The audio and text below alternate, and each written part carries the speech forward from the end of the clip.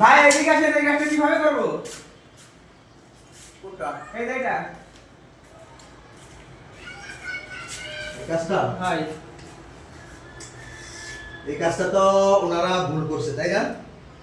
ওনারা আগে ডিসিশন নিয়েছে যে তলার মধ্যে টাইলস হবে না। এখন ওনারা টাইলস দিব, তাই তো?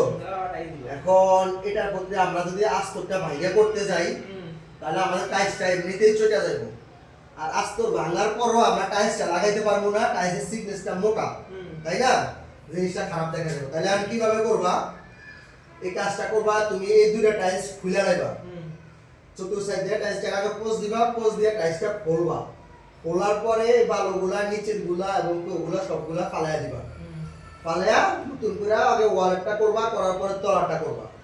যা করার তারা তো করছি, আমারে এক কাজ তিনবার করে করাইতেছে, তাই না?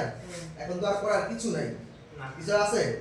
মালিক যেভাবে চায় আমাদের ওভাবে তো করতে হবে, কারণ টাইলসের কাজটা হচ্ছে সৌন্দর্যের কাজ।